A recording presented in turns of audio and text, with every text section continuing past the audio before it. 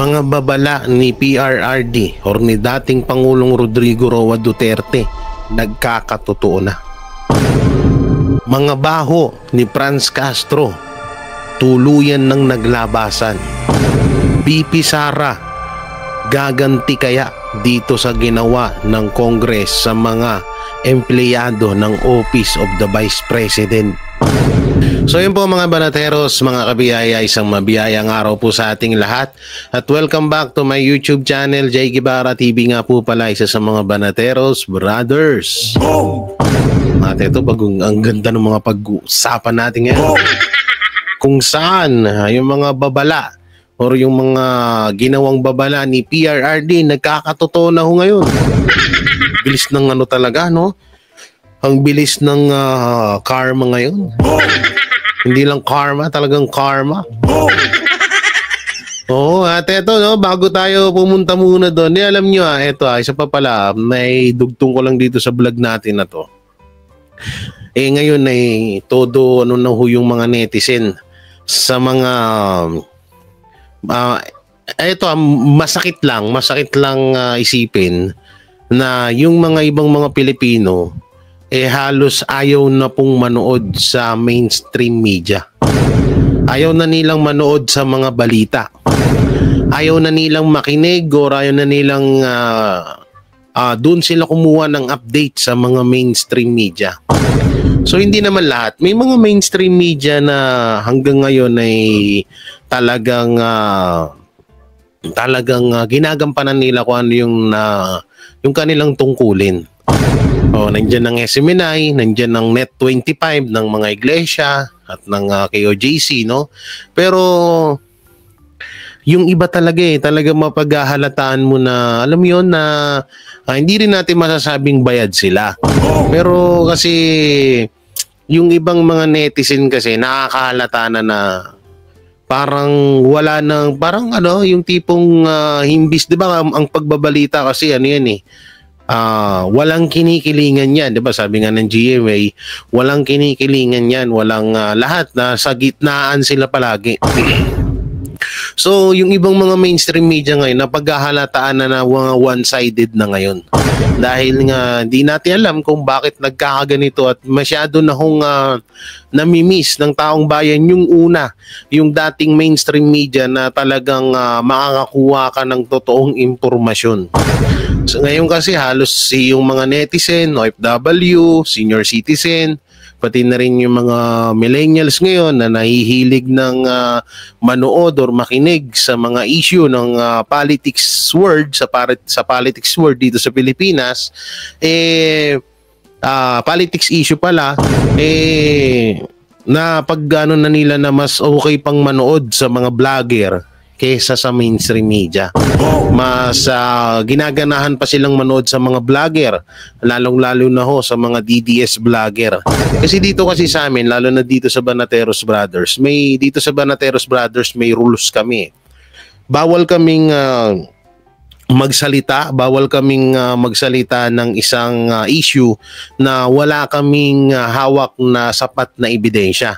Yun yung palaging tinuturo sa amin lalong-lalo na ni Banat ba, yan ang laging tinuturo sa amin sa aming apat na bago tayo magsalita ng ganito, kailangan may sapat na ebidensya. Pero kung gusto nyo lang naman na i-analyze, pwede naman. Iba kasi yung analyze sa mismong inilalabas mo na parang pinatotohanan mo na yung issue na yun. Kaya ngayon, kaya kami mas lalo naming pinapaganda, mas lalo naming talagang pinag-aaralan ng gusto bago naming ilabas yung mga issue na yan. At hindi kami nagbibitaw ng 100% na isang salita mapatungkol sa isang issue na wala namang kaming sapat na ebidensya. Yun yung palaging tinuturo sa amin ni Banat Bay. At yun din naman din yung ginagawa pa ng ibang mga vlogger, no? Kaya yung ibang mga yung mga politiko, hate nila ang mga vlogger. Kasi sa mga vlogger talaga lumalabas din yung baho nila eh. Katulad nitong unang ipapakita ko sa inyo, no? So, sa mga vlogger kadalasan na hindi na nakakalungkot lang dahil, 'di ba, tradisyon na yung mga matatanda, yung mga senior citizen natin, mama natin, lola, tatay, lolo, ano yan sa TV. Sa TV lagi yan nag-aabang ng mga balita, update, no? Pero ngayon parang natatabangan na sila dahil alam niyo yun, mapapanood nila sa mga mainstream media kung hindi ibalita ang mga Duterte. Kasi mapapansin niya, wala na hong ibinalita ang mga mainstream media kundi sa mga Duterte na lang. Yung mga ibang mga kapalpakan ng gobyerno, hindi nila binabalita. Katulad lang yan. O ano na bang update doon sa alitagtag pinaka-history nga doon, sabi ni Abalos. Yung 13 billion pulburon, wala nang nangyari. Wala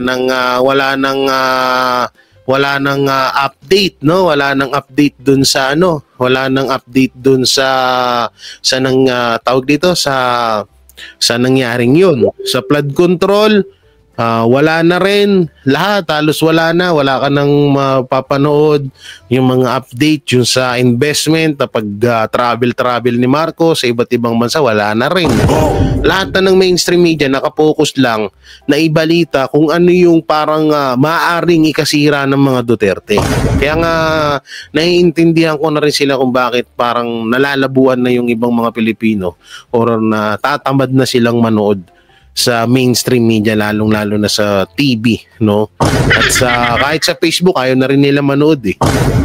So gusto pa nilang manood sa mga vlogger kasi mga vlogger ngayon. Kaya nga, lagi kaming nasisita, lagi kaming nakakasuhan kasi nga, una-una, yung mga baho ng mga ibang politiko sa amin napapanood.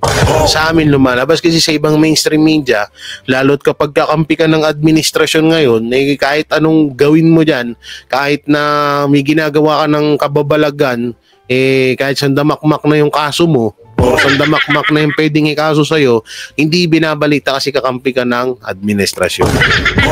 O katulad lang ho nito, na ito lang, yan, katulad dito, ha? Tingnan nyo to, ha? Welcome to Bangag Pulboronic Republic. Sabi ni post ito ni EB Hugalbot na nagis din natin yan sa SMNI. Kapag may sakuna, i-concert mo na. Huwag mo na mamigay ng ayuda kung ang tarpaulin ay di nakabalandra. What country is this? Why are we singing this low?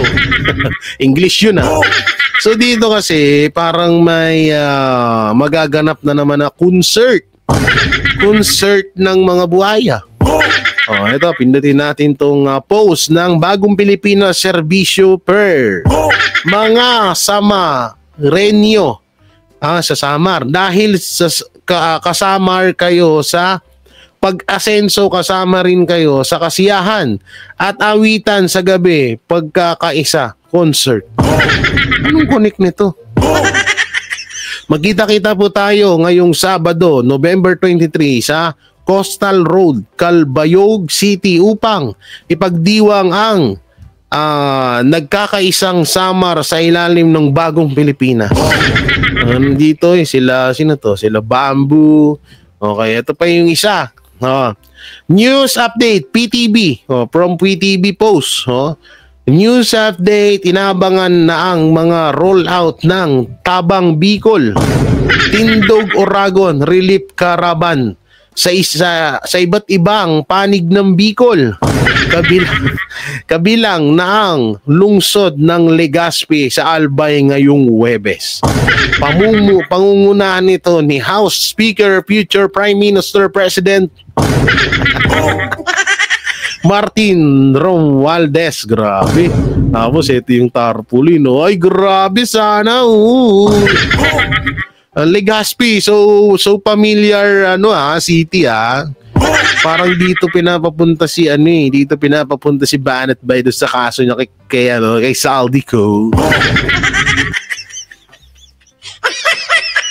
Grabe Hindi, alam niyo, ito yung isa sa mga pinakamahirap dito, no? Tingnan niyo, isipin niyo maigi. Magkano bayad sa mga artista, sa mga singer? Ito hindi natin kailangan i-bash dito yung mga artista na yan, yung mga singer kasi trabaho nila yan no?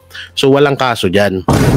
Ang kaso dito, imbis sana na gastusin dyan sa mga artista, sa mga singer na yan, yung pera na yan, na milyon yan ha, hindi biro yan, bamboo. Ito, may kita nyo, bamboo yan oh. Tingnan nyo ha, bamboo. Milyon yan ha. O si Iya, ito, Iya Mina, mga komedyante, si Carlo Mortel, ito si bamboo na lang eh. No, hindi biro yung hindi biro yung concert na yan, milyon yan. So yung milyon na yun, kung ipamahagi mo sa panghanap buhay ng mga residente dyan, sa Albay at dyan sa Legazpi, di napakalaking tulong nun. Nangyayari po na puro concert, anong mapapala? O sige, masaya sila ngayon, okay, nandun na tayo sa point na masaya sila, kita nila artista, naging masaya sila. Pagkatapos nun, yung saya na ba yun, mabubusog sila doon? Mabubusog sila dun sa saya na yon, pang isang gabi lang. O tapos mamimigay daw ng mamimigay ng ano yung nakalagay sa taas, wait lang ha. Mamimigay sila ng iba't relief. Mamimigay sila ng ayuda. Ang tanong, yung ginastos dyan sa ayuda na yan, ilang milyon na naman yan. Kung gamitin sana yan sa panghanap buhay ng mga tao dyan, sa Albay or Legazpi, di panghabang buhay nilang mapapakinabangan yan. Ang hirap kasi ngayon tinotolerate ng gobyerno na maging tamad ang mga Pilipino na umasa lang sa ayuda. Pero okay naman, sabi nga ni PRRD, tanggapin nyo dahil pera nyo yan. Wala namang problema doon kasi pera nyo nga yan eh. Ang problema kasi dyan, tong mga to, dinadaan sa ayuda para mas makakuha sila ng maraming pera. Grabe. Pag may bagyo, ayuda agad ang katapot. Samantalang balikan natin tong nakakatuwang video na to. Nakakatuwa tong ginawa. Ito, may clip kasi dito ako napanood. Gusto ko ipapanood sa inyo ulit kasi sobrang nakakatawa to. So panoorin natin. Sino-sino po ang mga pumatay? Wala akong listahan yan, ma'am. We have to go to the... Ang bit-bit ko lang ko yung... Hindi. Po ba kung ilan ang arrested sa mga drug operations at how much ang drug na na-seize nung time na yan? Ma'am, I was not notified in advance that I have to make an accounting for the arrested persons in Davao City. That would not be a proper question. Mr. Chair, sabi nyo yung accomplishment report sa inyo yan. Accomplishment, yes. Accomplishment is another thing. But is it to ask for the number of arrests or killings, that would be a stupid question. Boom! So, unang supalpal ni Brosas kay PRRD. Gago! Katawa lang talaga, no? Stupid question. Tama naman eh. Blood. Mr. Chair, sinabi po ninyo na aakuin nyo lahat. E di syempre may accounting din kayo, Mr. Chair. At kabisado nyo, kahit nga kabisado ninyo kung ilan ang hinuli, ilan ang pinatay, ilan. Dapat may accounting kayo, Mr. Chair. And I believe, Mr. Chair, noong 2017, correct me if I'm wrong, may President's Accomplishment Report kayo. Yes, Mr. ma'am. Chair. Tanungin kita, where were you the other day at 4 o'clock in the afternoon? Point of order, Mr. Chair. Enemy double kill. Ano nga sinabi ko? 2017, President accomplished. Sino-sino po ang mga pumatay? Ay, naku po. Kahit anong gawin talaga nila, no? Bali-balik ta rin Manila. Basag sila ng basag sa Duterte. Ay, naku. Kaya, yan eh. Kaya, ako, pero, depende na lang kay PRD kung dadalo pa ba sila dyan. Okay, paulit-ulit lang din naman tanong dyan. Samantalang, nga pala, kakalimutan ko, bago natin ito simulan yung mga mismong topic natin, huwag niyo pong kalimutan na mag-like, share, comment, and subscribe sa ating YouTube channel. Pakipindot na lang din po yung bell button para lagi kayong updated sa ating mga video araw-araw. Pakisama na rin yung join button at super thanks dyan. So, eto na nga. Ano bang unahin natin? Ito muna. Yan. Ang paborito ng lahat, Franz Castro.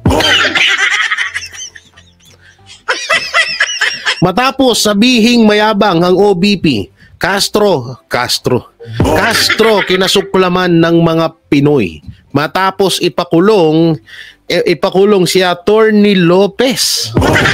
Ganyan kalupit ngayon. Ha? Ganyan kalupit ang administrasyon. Convicted ka na, nakakapagpakulong ka pa. Imbis na ikaw dapat yung nasa kulungan, hindi, ikaw ang nagpapakulong. Ganyan kalupit. First time in history to sa Pilipinas. Ikaw dapat na nakakulong, ikaw na convicted, pero ikaw ang nagpapakulong. Saan ka na daw ba nakakita na kung sino ang hinatulan ng husgado, siya pa ang nakapagpakulong sa isang matinong abogado? Hindi na napigilan at talagang sukdulan na ang inis ng taong bayan sa ACT Teacher Party List Representative na si Franz Castro matapos ipasight in contempt ang Chief of Staff ni Vice President Sara Duterte na si Attorney Zuleika Lopez. Hindi, wala na. Attorney ka, judge ka, kahit ikaw pa pinakamataas na posisyon dito sa gobyerno, pag ginitang ka ng Congress, mas mataas sila sa'yo.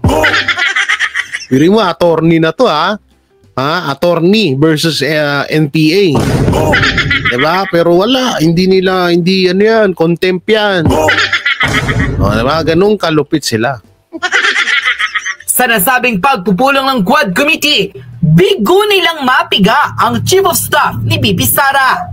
Ilang beses pa nila itong pinagtatanong ng paulit-ulit, ngunit ni isang impormasyon, hindi sila nakakuha. Sinubukan rin nilang insultuhin ang kakayanan ni Attorney Zuleika Lopez, hindi lamang bilang Chief of Staff ni Vice President Sara Duterte, kundi maging isang abogado.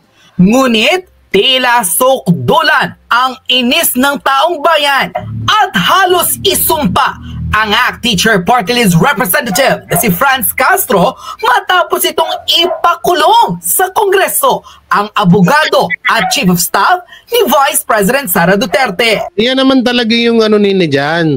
Yan naman na talaga yung rules nila dyan. Magpapakulong sila. Papatawag nila yung mga opisyal or mga ano ng tawag dito ng Office of the Vice President, at kapag pag humarap, ipapakontempt nila. Kasi gusto nga nilang bumaliktad yung mga yan para umanib sa kanila or sumali or tatawag na idikdik si BP Sara.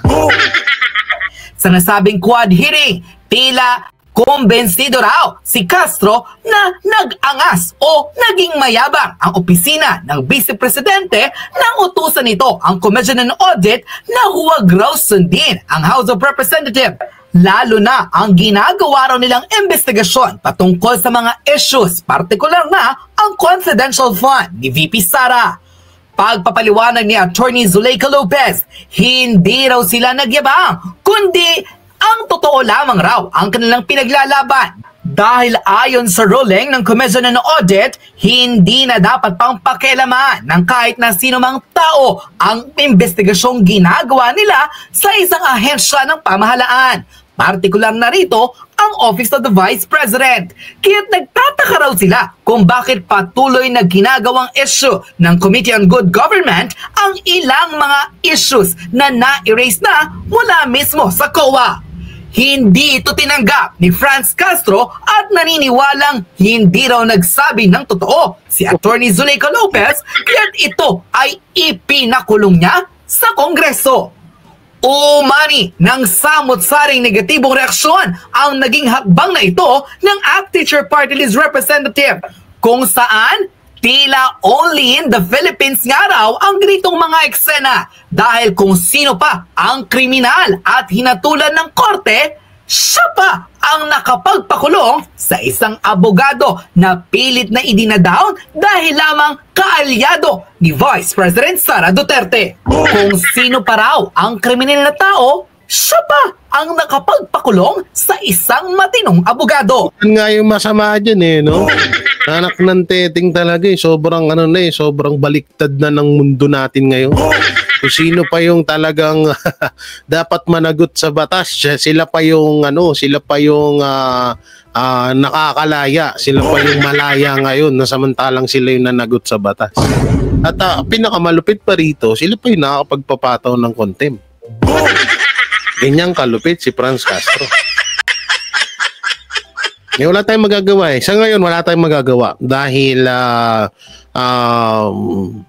nasa kapangyarihan sila ngayon eh. Pero hindi naman lahat ng oras ay laging nasa itaas sila. No, hindi lahat ng oras yan kasi lahat naman ng nasa taas bumabagsak at bumabalik sa babayan. Yan ang dapat isipin ng mga to. Hindi laging nasa baba si BP Sara, nasa baba mga Duterte. Hindi, sa totoo wala nga sa baba eh. Nananatili pa rin sa taas si BP Sara at ang mga Duterte na pilit nilang hinahatak pababa. Ganyan ang ginagawa ng administrasyon ngayon. Panoorin! Hindi na natin alam naman na natin yun. So mapunta tayo dito sa isang video. Ito pa isa. Ito, matapos ipagtanggol ang mga adik, babala ni PRRD nagkatotoo na. Ano to? Bata pinaslang ng sariling tiyahin. Nako po. Yan, katulad nito. Totoo nga naman to eh. Ito yung palagi natin sinasabi na bakit tayo imbestigahan ng Congress yung mga napapatay or yung mga inaagrabyado ng mga adik. Bakit ayaw nilang yun? Yun doon pinagtatawa. Kaya nga mapapaisip tayo na hindi kaya hawak na ng pinakamalakas or pinakamataas na sindikato tong gobyerno natin. Baka lang kasi isipin nyo, bakit hanggang nung panahon ni PRRD ang daming na bulagta na ang daming naungkat na mga sikat at makapangyarihang mga tao na involved sa droga. Pero ngayon kahit isa wala eh. Yung mga involved nga noon sa droga, katulad nila De Lima, Espinosa, pinapalaya. No, kaya mapapaisip din talaga tayo. So panoorin natin to. Magagaling ninyong mag-akusa sa dating Pangulo pero tahimik ang mga bunganga ninyo sa balitang may isang batang pinatay ng kanyang sariling kadugo dahil lamang sa kanyang matinding bisyo. Naku po. Pinagpapaliwanag ngayon ng taong bayan ang representative na si Dan Fernandez maging ang ilang pang mambabatas na pilit na idinidiin at pinagbabayad raw sa kasalanan ang former president na si Rodrigo Duterte matapos ang di umano'y madugo nitong kampanya kontra illegal na droga.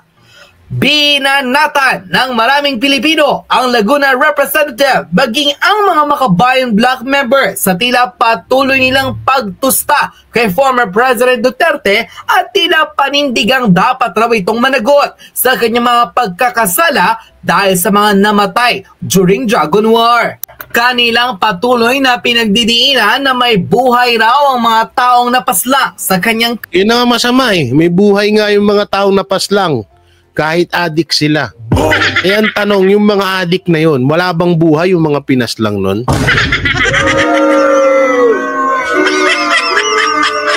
Basic lang yan eh. Kahit pabalik-balik na rin natin, sige, sabihin na natin, namatay sila. Dahil adik sila. Pero may buhay sila. Nandun na tayo sa point. Pero yung mga pinatay ng mga yan, wala bang buhay yung mga yan?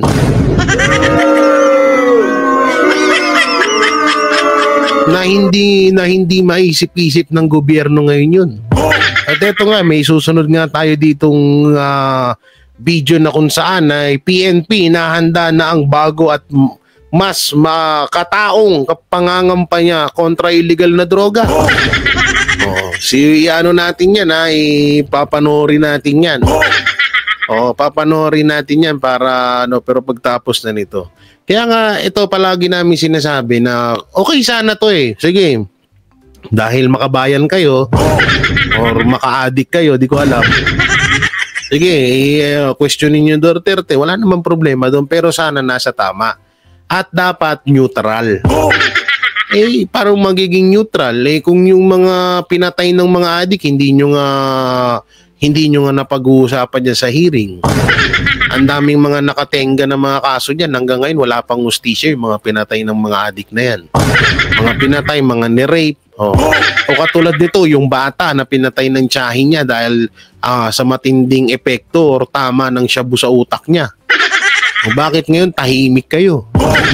Eto, sinabi lang to nung nakaraan ni PRRD na huwag nyo antayin na ito hindi naman sakto doon sa sinabi ni PRRD. Huwag nyo antayin na yung mga adik mangpatay kasi di sa totoo ngayon lumalaki na ulo ng mga adik ngayon. Paano kung sinabing hindi lumalaki yung mga ulo nila? Paano hindi lalaki? Walang yan naman halos kampihan sila ng gobyerno. Tingnan nyo ngayon yung ginagawa dyan, hindi ba pagkampihan? Kampanya kontra illegal na droga, nararapat lamang raw pagbayaran ng mga taong may pagkakasala ang mga pinaslang nilang buhay. Ngunit ngayon binabati ko sila ng taong bayan ng tila pare-parehas tikom ang mga bibig sa balitang gumulantang sa buong bansa. Kamakailan lamang nag-trending sa social media ang reports kung saan mismong sariling tiyahin ang pumatay sa isang bata na walang kamuang-muang nang dahil lamang sa bisyo ng kanyang sariling kadugo. Inamin mismo ng babae na siya ang nagkitil sa buhay ng kanyang sariling pamangkin nang dahil lamang raw sa pagkakalulong nito sa ipinagbabawal na gamot. Ito nga raw ang pinagdidiinan ni former President Rodrigo Duterte sa mga nagdaang hearing kung saan bakit raw binibigyan ng importansya ng mga mambabatas na ito ang mga mamamatay tao o mga durugista na siyang pumapaslang ng mawalang kamuwang-muwang na bata, gayong may mga nabibiktima sila na pinapatay nila ng walang kalaban-laban.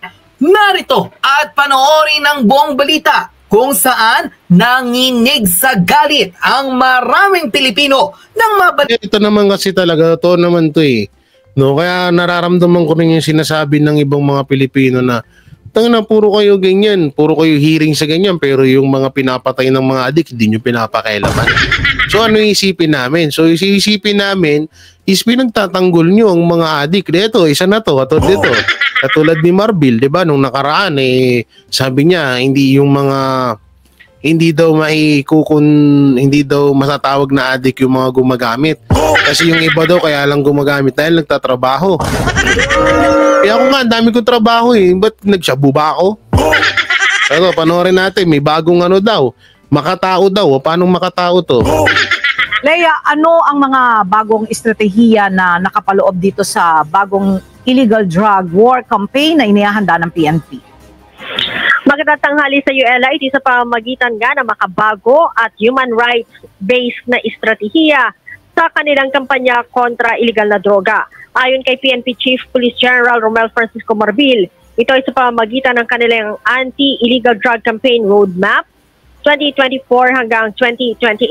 Binigyang diin ni Chief PNP na sa ilalim ng bagong estratehiya, paigtingin pa rin ang kampanya kontra illegal na droga subalit sa mas makataong pamamaraan na hindi daw humahantong sa patayan. Sinabi pa ni General na ang hakbang ay bunga ng mga aral sa mga nakalipas at pagkilala na rin sa sakripisyo ng libu-libong pulis na nag-alay ng buhay habang gumaganap sa kanilang tungkulin.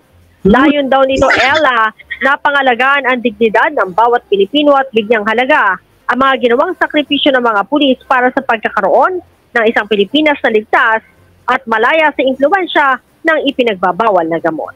Parang ang labo. Ang sabi is gagawa sila ng makataong pangkampanya kontra illegal na droga. Makatao Tapos biglang napunta dun sa pinapangalagaan namin ng kapakanan ng mga kapulisan. Dyan pa lang nga lang sa ginagawa nyo parang gusto nyo nga pag binaral ng adik ang pulis, wag patulan ng mga pulis. Wag depensahan ng mga pulis ang sarili nila. O yun naman nakikita naman talaga dyan. Tapos ngayon,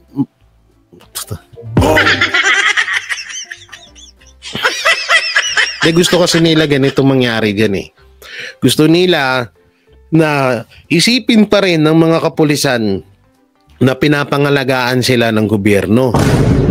Pero hindi nila alam, sinusubo sila sa kamatayan. Bakit ko ba nasabing ganon? Isipin nyo maigi. Kung halimbawa man, walang kriminal na basta-basta lang susuko sa mga pulis. Kaya nga kriminal yan. O ganito, may bypass operation. Inaaresto nila yung isang tao, may baril yun. Pinaputukan ng mga pulis. So, anong gagawin ng mga kapulisan? Aantayin lang na sumuko? Aantayin na ibaba yung baril? So, paano mangyayari yun? Diba? Akala ko napakaganda na eh. Ang kaso ginawa, nagpa-awa-epek lang sa taong bayan. Nagpa-awa-epek lang sa mga kapulisan. Ang dapat kasi diyan ganito, bigyan nyo ng sapat na tinatawag na proteksyon yung mga kapulisan. Sapat na proteksyon para hindi sila masaktan ng mga adik na yan. Kung sakali magkaroon ng bypass operation, ninyo isipin nyo agad ano ba yung sapat na na proteksyon ng mga kapulisan. So mas pataasin pa yung kanilang uniform. Baka pwede nating mas mapagawa na i-bulletproof na lang lahat ng ng mga kapulisan, di ba? Or tiyatawag na yung kapag may napapatay silang mga adik, mas maganda kung mas pataasin pa yung protection sa kanila. Nangyayari ngayon, pag binaril ng mga adik ang mga pulis, kailangan huwag kayong magpabaril. Huwag kayong gumanti ng putok. Dahil pag gumanti kayo, kulong kayo. Kalokohan tong na to. Kalokohan tong mga pinaggagawa ni Marvel na to. Tapos dito naman, may isa pang video dito. Asan na yun? Ito, may nakita akong video kanina. Sama na rin natin to. Ito, mga general sa PNP, planong bawasan ni DILG-SEC. Hindi mo, ang gulo no? Ang gulo ng kwento nila no? Yung isa, plano daw mas pahalaga ng mga pulisan. Ito naman, planong bawasan. Ano ba itong ibabawas? Panoorin natin. DILG Secretary John Vic Remulla na bawasan ng mga general sa PNP. Pero ngayon pa lang, pumalag na agad rito si dating PNP Chief Senator Bato de la Rosa. Nasa frontline balitang yan si Mean Los Baños. Kung si Interior Secretary John Vic Remulla ang tatanungin, masyado ng maraming general sa Philippine National Police. Kaya isa raw sa mga unang tatrabahuin ng kalihim ay ang pagbabawas sa kanila. Inilatag ni Remulla ang plano sa pagsalang niya sa Commission on Appointments ngayong araw. Ayon kay Remulla, nasa 225,000 ang police force, 153 ang general at 20 dyan ay walang direct command o walang tao sa ibaba nila. It's like having too many cooks in the kitchen. Parang kung wala namang ginagawa yung kusinero doon sa loob ng kusina. Posibleng 100 general daw ang matira. Pakiusap naman ni Senator Bato de la Rosa na dating PNP chief, dahan-dahanin ang plano para di maapektuhan ang moral ng mga pulis. I-take into consideration rin natin yung moral and welfare ng mga officers na andyan dahil pag-graduate ng PNPA, ambisyon na nila yan. Na dito ako ma-assign, kailangan dyan ako mag-general. Pangarap na lahat ng pulis ay maging general. It becomes a right rather than a privilege to become a general. So I propose that it be based on merit and it be based on need and it be based on function. Paliwanag ni Secretary Remulla, hindi naman mamadaliin ang proseso. Pag-aaralan daw itong mabuti at ang pinakamahalaga, tuloy-tuloy ang dialogo sa pagitan ng DILG at PNP. Aminado naman ang kalihim. Merong mga ayaw sa plano pero meron din naman daw na sang-ayon dito. Nilinaw din ni Remulla na walang tatanggalin sa mga nakaposisyong general ngayon. Ang binabantayan lang ay mga magreretirong general at aaralin kung dapat bang palitan ang mababakante nilang posisyon. Ang kailangan gawin ay pag-aralan kung deserving pa talaga o kailangan ba talaga ng star rank nung posisyon na yon. Kailangan din daw amyendahan ang batas. Sa ngayon, sumusunod ang PNP sa proseso ng Civil Service Commission kung saan tuwing 3 taon pwede mag-promote. Hindi gaya sa Armed Forces of the Philippines sa tuwing 5 taon ang promotion. Mabigat din daw sa budget ng gobyerno ang lumulobong numero ng mga general sa PNP. Kaya na nga, lumabas na. Oh. Doon kay PNP Chief Marbil, ang pinapunto niya doon is pangalagaan ng mga kapulisan. Dito naman, medyo tanggalin ang pangarap ng mga kapulisan. Kasi ganito yan eh. Tama yung sinasabi ni Senator Bato, pagka-graduate niyan, ang puntirya niyan is maging general, maging mataas na opisyal. Tapos ngayon parang lilimitahan nyo dahil parang hindi sa gobyerno. Anong sabi kanina? Panoorin natin. Mabigat din daw sa budget ng gobyerno. Mabigat dahil mabigat sa budget ng gobyerno. Kaya ng teteng, ang laki-laki ng budget ng Pilipinas Saan napupunta?